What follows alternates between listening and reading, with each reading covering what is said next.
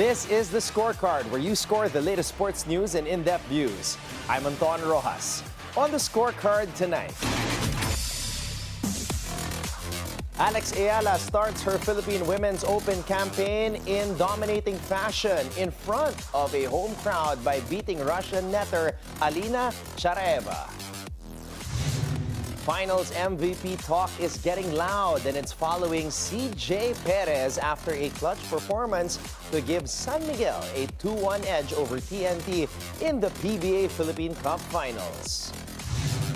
Aurora Philippines finally proved the doubters wrong, earning their first taste of a championship on no less than the M7 World Stage.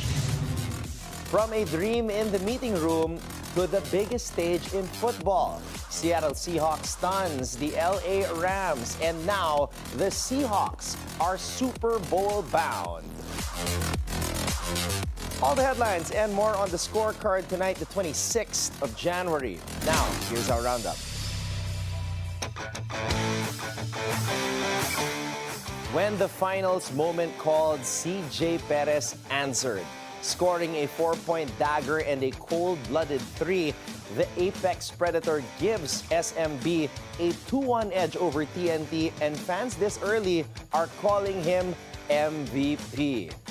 What was CJ's response? Find out in this report by Zeus Valdez. When the finals moment called, CJ Perez answered 7 points in the final minute, a 4-point dagger, and a cold-blooded 3 off a broken play, lifting San Miguel Beer to a 95-89 Game 3 win and a 2-1 series lead over TNT Tropang 5G. The late game takeover has sparked early buzz about a possible finals most valuable player run, but Perez wants no part of that conversation. Hindi ko mas inisip ko yung manalo. May manalo ng championship, yun yung pinaka-goal ko talaga. Yung mga award this is just a bonus. I will thank God if pumunta sa akin. Kahit basta manalo lang kami. With San Miguel trailing by 3 inside the final minute, Perez did not wait for a perfect play call. He fired a 4-pointer with 41 seconds left, then capitalized on a broken possession with a transition 3 swinging the game for good. Perez later admitted the moment was about courage, not calculation. Basta tinapangan ko na lang kasi wala namang mangyayaring masama sa akin kung magbintis man ako. Isip ko lang, it's just basketball. If I miss it, kukunin ko yung responsibility and I make it para sa team. Confidence also came from knowing Junmar Fajardo was controlling the paint, hauling down 27 rebounds and providing a safety net if the shots miss. Despite the heroics, Perez kept the message simple: no celebration, no individual goals. Only rest, recovery, and preparation for the next battle.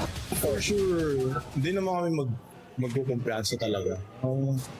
We just need to be focused, maging composed kasi TNT, mahirap kalaban ng TNT. So yun, paghahanda lang namin kung ano pa yung mga adjustments na pwede namin. With the series far from over, Perez also warned against complacency, acknowledging TNT's ability to respond under pressure. Game 4 now looms with San Miguel one step closer to another all-Filipino title, and CJ Perez making it clear he's not chasing trophies, just wins and a championship. Reporting for the Scorecard, Zeus Valdez, Bilyonaryo News Channel. Aurora Gaming PH captured its first World Championship in M7 with a dominant 4-0 sweep of Indonesia's Alter Ego in the Grand Finals Sunday in Jakarta. The Philippine squad controlled the series from start to finish, riding an unbeaten upper bracket run and never allowing Alter Ego to mount a comeback. The title marks a major international breakthrough for Aurora, which had previously struggled in global tournaments. With the M7 crown, Aurora joins the elite list of Mobile Legends World Champions and adds to the list of the Philippines' growing esports legacy. Finals MVP Dylan Light Katipon's title comes after years of setbacks, from doubts and benchings to heartbreaking losses on the world stage. At M7, Light finally broke through, delivering clutch plays and steady leadership to seal the championship. I've been chasing it since season 9. And then I got it season 16, right? Yeah, 16. Tapos, sobrang daming learnings and challenges. There are times na parang I said na I couldn't make it to the world stage anymore since I'm getting older. But with hard work, discipline, sacrifices, lahat, I still believe that everything is possible. In her much-anticipated home debut, Eala delivered a statement win to move one step closer to history in the inaugural Philippine Women's Open. Here's Zeus Valdez live from the Rizal Memorial Tennis Center in Manila. Anton, good evening. A solid win at home soil for Pinay tennis queen Eala as she moves on to round of 16 of the Philippine Women's Open. Eala delivered a commanding straight sets victory over Russia's Alina Charaeva 6-1, 6-2 Monday at the center court of the Rizal Memorial Sports Complex. After an even start, the 20-year-old took control of the opening set, winning 5 straight games to pull away. Charaeva managed an early edge in the second set, but Eala responded with authority, reaping off 6 consecutive games to seal the match and keep her title hopes alive in the country's first ever WTA 125 event. Meanwhile, fellow Filipina Tenil Madis saw her run comes to an end. Madi pushed early but fell to Thailand's Mananchaya Sawangkeo in straight sets 6-4, 6-0. Sawangkeo, who recently faced Eala in the Southeast Asian Games Finals, shifted momentum after a strong start from Madis and took control of the match. Another Filipina wildcard, Elizabeth Abarquez, also exited the singles draw after a 6-0, 6-0 defeat to Japan's Maihon Tama. In doubles play, the Filipino pairs also bowed out. Justin Maneja and Kayan Emana fell in straight sets, while Angeline Alcala and Joanna Victoria Peña suffered a first-round exit as well. With several home bets eliminated, Eala now carries local hopes, aiming to extend her run in a tournament that marks a major milestone for Philippine tennis. Reporting for the Scorecard, Zeus Valdez, Bilyonaryo News Channel. Thank you very much, Zeus. Philippine Sports Commission Chairman Patrick Pato Gregorio is facing online backlash over comments seen as putting undue pressure on tennis star Eala. Criticism erupted after a video of Gregorio's speech at the Philippine Women's Open launch circulated online. Netizens said his remarks shifted the focus of the WTA 125 event away from its international field and singled out the 20-year-old athlete. In his speech, Gregorio said Eala's rise could help boost professional tennis in the country, including a possible upgrade of the tournament to a WTA 250 event. Critics, however, argued that the emphasis on Eala was unfair to other competitors in the tournament. We reached out to Gregorio for comment, but he said he does not wish to further address the issue. Justin Gaethje is UFC interim lightweight champion again. Gaethje beat Paddy Pimblett by unanimous decision in a 5-round brawl Saturday night, reclaiming the interim belt and moving closer to a title unification bout. Pimblett controlled the early rounds with pressure and leg kicks, but Gaethje swung the fight with damaging power shots in a back-and-forth war. The judges scored it 48, 47, 49, 46, and 49, 46, all for Gaethje, who came close to stopping the fight multiple times. The win positions Gaethje for a possible unification bout with undisputed champ Ilia Topuria, who remains sidelined. The Seattle Seahawks are headed to a Super Bowl after a 31-27 win over the Los Angeles Rams in the NFC Championship game at Lumen Field. In just his second season, head coach Mike McDonald delivers on his vision, turning a first-team meeting dream into a Super Bowl reality. Sam Darnold led the top-seeded Seahawks with a season-high 346 passing yards and 3 touchdowns without a turnover as he reached his first career Super Bowl. Jackson Smith and Jigba hauled in 10 catches for 153 yards and a score, while Kenneth Walker, the third, added a rushing touchdown. Seattle took control after a critical muff punt by the Rams early in the second half, turning it into a quick touchdown to build a double-digit lead. The win sends Seattle to Santa Clara, where they will face the New England Patriots in Super Bowl 60 on February 8th. A busy night around the NBA with big runs, road wins, and a couple of postponements.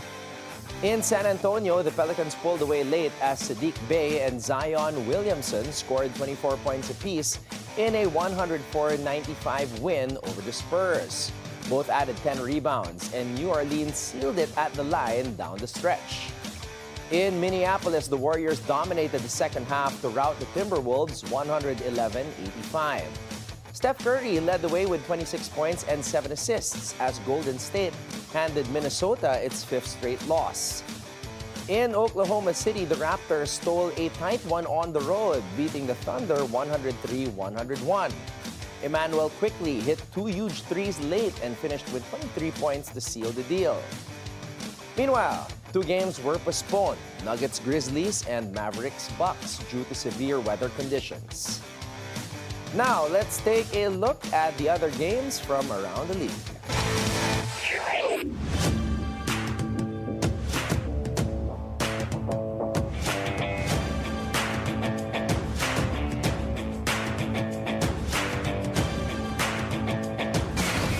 From Asia to Europe's fast lane, Bianca Bustamante takes on the Euro Cup stage. New tracks, tougher rivals, and a bigger tournament or statement. We'll know more about Bianca when we return right here on The Scorecard.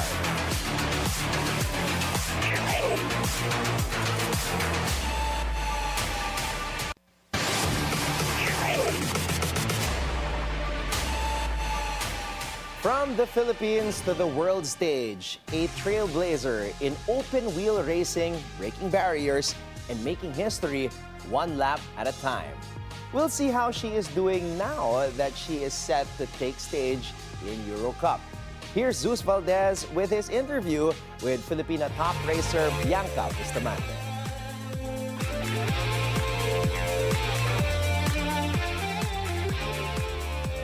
Thank you very much, Anton. As you've mentioned, we are fortunate enough to have on our show Bianca Bustamante via Zoom, straight from England. Hello, Bianca. Bianca, you've raced in several series already and coming off a Fibutal GB3 championship last year. What made this move to Euro Cup 3 feel like the right next step in your journey? Yeah, so I guess the past 3 years, I've been honing myself in the Formula ladder with the goals of obviously making it to Formula One. And after graduating the previous year in F1 Academy in the Mackay Development Program, I realized that I needed to make that step up, and it was the initial step into GB3, which British F3, that really honed my technique as a driver. But not only that, but also realizing what I needed to perform, which is most aspect, because it's extremely difficult the body to maintain G-force when you're racing in the speeds of 270 kilometers per hour. And I think my debut year in GB3 has been so eye-opening. I learned so much, and obviously that part of my journey, you're only going to be a rookie once in your life, and that was my rookie season in this category. So honestly, it was amazing. And then we realized that for us to keep on improving, we need to push ourselves. We need to face bigger opponents. We need to face faster drivers. We need to be in a more difficult championship to continue growing. And that's why we made that very important step of moving to Euro Cup, which is going to be in a faster car and racing all over Europe instead of just British circuits. So I think because of this, I'm definitely going to this year as a more confident driver, I guess, in hopes that I can continue progressing. Bianca, let's talk about this one. When Palo Motorsport partnered with Prema Racing, how did that change your level of confidence heading into a completely new car and championship? Yeah, I mean, obviously Prema, they have a long history in the motorsport community, stemming from Formula 2, Formula 3, in the regional championship, and Formula 4, which is essentially the lowest category of the single-seater ladder. And I think they have a very amazing track record, as most Formula 4 drivers that have raced with them did eventually made it up to Formula 1, such as Kimi Antonelli, Arvid Lindblad. You know, these are the current Formula 1 drivers in our generation. And I remember being teammates with them back in Formula 4. So it's amazing to kind of see that progression. And I think being back with Prema and, you know, them being my first ever team in single seaters, there's a lot of history there. So that brings me so much confidence going into the racetrack, and the fact that they have a lot of, you know, fundamentals and tools and equipment to really develop the car and the driver just gives you so much confidence going into a season. So I think this partnership was a very important step for Palau Motorsport to make. And I think everyone is really putting their heads together to get on the right page and just go for it. Bianca, you're heading into unfamiliar tracks like Portimao and Arama. What part of the challenge excites you the most, and what honestly worries you? I think as a driver going into a new circuit, it's always that first adrenaline rush where it's the unknown. You've got butterflies. You don't really know what to expect. You know, all you can do is kind of preempt everything, you know, to prepare yourself to succeed rather than prepare yourself to fail. So you do everything you can on the simulator or reviewing on boards and working with a team and doing, you know, focusing as much as you can on meetings to take as much information. And then finally the magical thing happens where you get in a car and you do the first lap. And I think for me that will always be the most magical thing about being a driver. It's the fact that no day is ever the same at work. You know, it's such a different sport. It's so hard to explain to people. Every day it's always a new experience, a new track, a new team, you know, and new people. And so I think that kind of unknown really brings the sport alive. Bianca, looking back at your 2025 GB3 season, or maybe even before that, what lessons do you think will matter most when you line up in the Euro Cup 3? I think it's just getting good at not giving up. You know, coming from where I did, obviously, you know, I grew up my whole life in the Philippines, and I was told a lot to dream less in life so that I'll achieve something in the future. And I think I just got so good at not giving up on those dreams that eventually, you know, I did go the distance and I did make it to, you know, racing all over Europe, being signed with my McLaren, and being in the Formula 1 paddock. And so I think that has been the key thing that has really pushed me forward. You know, that was my drive, the fact that I was never willing to take no for an answer. So, and that's something that I'll always probably live up to for the rest of my life and for the rest of my career, hopefully. And that's, you know, one of the key mentality that I'll bring in this season. Bianca, you've been open about dreaming of Formula 1 and Formula 3. How crucial is this Euro Cup 3 season in proving you belong in that ladder? So yeah, racing in European F3 means that it's again another step closer to where I want to be, which is the FIA Formula 3 World Championships. So going from Britain to Europe and then hopefully, you know, to the Worlds. That is for me the goal, to be back in the Formula 1 paddock and to be back racing alongside the Formula 1 calendar. So because I know that is, you know, that is my calling in life. I do want to be in Formula 1, and I know that the only way to get there is to progress through these stages. And I know that I will have to put in the graft, you know, in off the track, on track, to make it a reality. And I think that's what I've done my best at. You know, I've always been very honest. You know, the fact that I do struggle physically, and I do struggle because, you know, it's one of the only sports where men and women do compete equally. You know, when we get in a car, we're driving the same vehicle. Nothing is tailor-made to fit my female characteristics. So if I'm driving a heavy car, you know, the boys will probably find it easier. So I think, you know, having that difference has really made me realize I need to put in the graft, I need to put in the hard work in the gym, on the track. I need to work 10 times harder than everyone else. And I think, you know, that mentality will definitely allow me to hopefully reach my dreams, which is Formula 1. Bianca, from racing in the Philippines to competing across Europe, what part of your journey still feels the most surreal when you pause and reflect on it? Honestly, I think just the life I live. I think we've grown so much the past few years. I can't even quantify it. Not just on track or not just what you see on social media, but I think me as a person as well.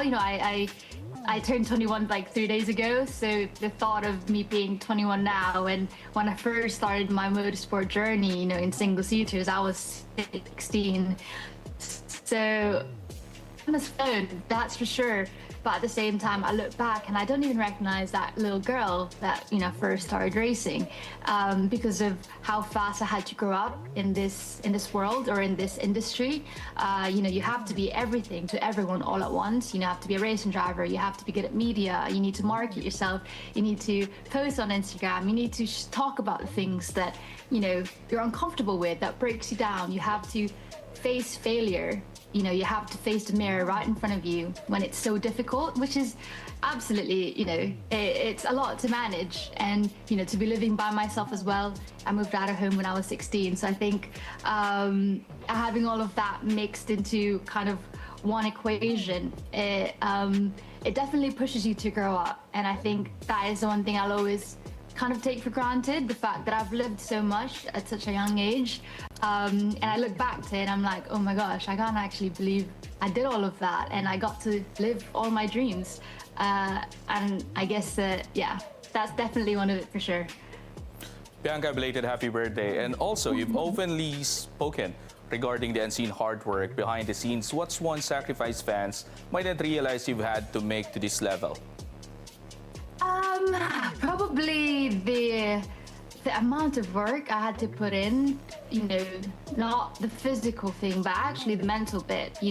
When you're facing adversity right in front of you and you've got a race weekend, you've got an interview coming up, I literally look back and I remember like in moments where I lost a race and I'm literally in tears crying, and then you have to face the crowd, you have to face the curtain, and you have to talk about hardships and put a brave face and say the right things, because it's so easy nowadays to be put out of context or to be misunderstood. And in the world of social media, you can face a lot of cruel things. I think cruelty is inevitable being a social a social person.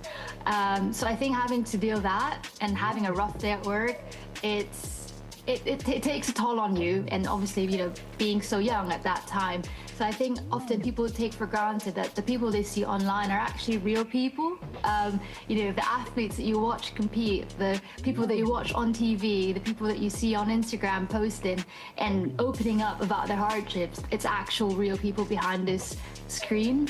And I guess it just takes a little kindness goes a long way. So I think that's probably one thing that many people don't realize, that it's real hardships we face being an athlete and being on being an ambassador for a lot of things, and you will make mistakes and it's hard, but you deal with it. You make most of what you've got.